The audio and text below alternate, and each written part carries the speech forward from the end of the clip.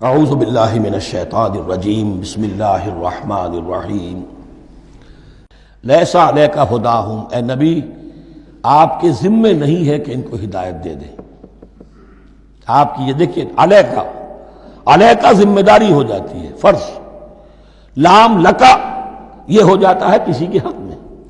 القرآن حجت لکا او علیکا، یا یہ قرآن تمہارے حق میں حجت ہے، یہ شفاعت کرے گا تمہاری قیامت کے دن اگر تم نے اسے مانا جیسے کہ ماننے کا حق ہے، پڑھا جیسے کہ پڑھنے کا حق ہے، عمل کیا جیسے کہ عمل کرنے کا حق ہے، پھر اس کی دعوت و تبلیغ کی جیسے کہ اس کا حق ہے، تو یہ تمہارے حق میں حجت ہوگا۔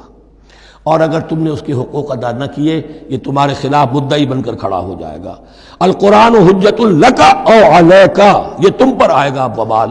اے اللہ یہ بدبخت مجھے مانتا تھا کہ میں تیرا کلام ہوں، پڑھتا نہیں تھا، مجھے پڑھتا تھا تو جیسے کسی طوطا مینا کو، جو مولانا ماہر قاضی کی نظم ہے، کچھ بول سکھائے جاتے ہیں، رٹائے جاتے ہیں، اس طرح پڑھایا جاتا ہوں اور اس طرح سکھایا جاتا ہوں، وہ اس طریقے سے پڑھ رہے ہیں، کچھ پتہ نہیں۔ 1-2 روپے کا اخبار لائیں گے تو سمجھ کر پڑھیں گے، اللہ کی کتاب کو سمجھ کے پڑھنے کی ضرورت نہیں۔ پڑھا تو عمل نہیں کیا بدبخت نے۔ ما آمن بالقرآن من استحل محارمہ، تو لام اور علی کا یہ استعمال ذہن میں رکھیے۔ لیس علیک ہداہم، آپ پہ ذمہ داری نہیں ہے ان کی ہدایت کی، آپ پر ذمہ داری تبلیغ۔ ہم نے بھیجا ہے آپ کو، انا ارسلناک بالحق بشیرا ونذیرا ولا تسأل عن اصحاب الجحیم، یہ آیت ہم پڑھ چکے ہیں پہلے حصے میں۔ ولکن اللہ یہدی من یشاء، وہ تو اللہ تعالیٰ ہدایت دیتا ہے جس کو چاہتا ہے۔ وما تنفقوا من خیر فلانفسکم، اور جو بھی خیر، جو بھی بھلائی، جو بھی مال تم خرچ کرو گے وہ تمہارے اپنے لیے بہتر ہے، تمہیں اجر و ثواب ملے گا، تمہیں کو مل جائے گا 700 گنا 1400 گنا۔ وما تنفقون الا ابتغاء وجه اللہ، یہاں یہ فعل مضارع آیا ہے نفی نہیں کے مفہوم میں۔ لا تنفقون، ما تنفقون یعنی تم نہیں خرچ کرو گے مگر اللہ کی رضا کے لیے، تب اجر ملے گا۔ اگر ریاکارانہ خرچ کیا تھا تو کوئی اجر کا کیا سوال، وہ تو شرک بن جائے گا۔ وما تنفقون الا ابتغاء وجه اللہ وما تنفقوا من خیر یوفى الیکم وانتم لا تظلمون، اور جو بھی خیر تم خرچ کرو گے، خیر میں سے جو بھی دولت خرچ کرو گے، یوفى الیکم، پورا تمہیں لوٹا دیا جائے گا، وانتم لا تظلمون، اور تم پر کوئی ظلم نہیں ہوگا، تمہاری کوئی حق تلفی نہیں ہوگی۔ اب آیا ہے آخری ٹیپ کا بند۔ انفاق فی سبیل اللہ کا سب سے بڑھ کر حقدار کون ہے؟ للفقراء الذین احصروا فی سبیل اللہ، وہ ضرورت مند کہ جو گھر کر رہ گئے اللہ کی راہ میں، جیسے اصحاب صفہ تھے، بیٹھے ہوئے ہیں، کوئی کام نہیں کر رہے، حضور سے علم سیکھ رہے ہیں، اور جہاں جہاں سے دعوت آ رہی ہے کہ حضور بھیجیے ہمارے ہاں کوئی مبلغین، وہاں سے ان کو بھیجا جا رہا ہے۔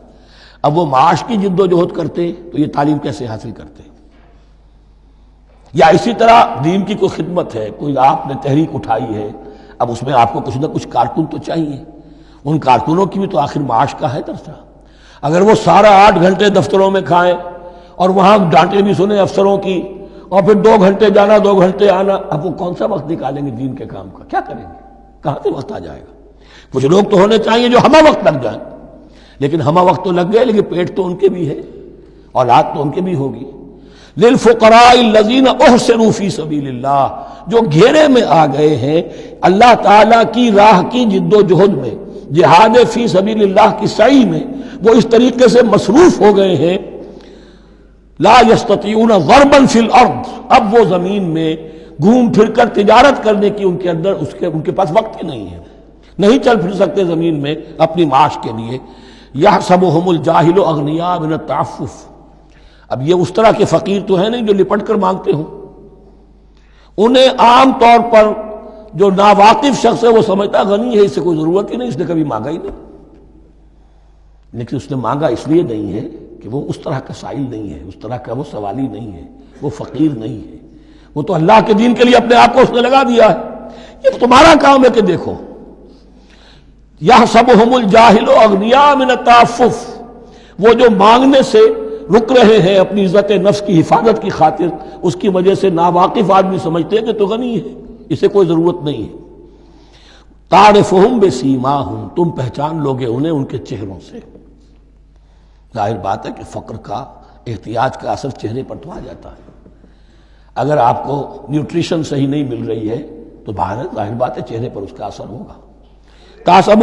تعرفہم بسیماہم لا یسألون الناس الحافا، وہ لپٹ کر لوگوں سے سوال نہیں کرتے، مانگتے نہیں ہیں، وہ ان سائلوں کی طرح نہیں ہے جو اصل میں اپنی محنت وصول کرتے ہیں، کھڑے ہو کر آپ کے سر ہو کر آپ سے کچھ نہ کچھ نکلوا لیتے ہیں زبردستی، اس طریقے سے تو وہ نہیں مانگیں گے۔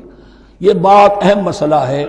اقامت دین کی جد و جہد میں جو لوگ ہمہ وقت لگ جائیں، آخر ان کے لیے کیا ذریعہ ہو۔ میں یہاں تفصیل میں نہیں جا سکتا، وقت بھی اس چنگ کا ختم ہو رہا ہے، لیکن یہ سمجھ لیجئے کہ یہ دو رکوع جو ہیں، انفاق کا پورا مضمون، اس کا کلائمیکس جو ہے وہ یہ آیت ہے، للفقراء الذین احصروا فی سبیل اللہ لا یستطیعون ضربا فی الارض یحسبهم الجاہل اغنیاء من التعفف تعرفهم بسیماہم لا یسألون الناس الحافا وما تنفقوا من خیر فإن اللہ بہ علیم۔ اور جو بھی تم دولت مال خرچ کرو گے تو اللہ تعالیٰ اس کے علم میں ہوگا، یہ نہ سمجھنا کہ اللہ کے علم میں نہیں ہے۔ خاموشی کے ساتھ، اخفاء کے ساتھ ایسے لوگوں کے ساتھ تعاون کرو گے تو اللہ تعالیٰ جو ہے تمہیں اس کا پورا بھرپور بدلہ دے گا۔ صدق اللہ العظیم۔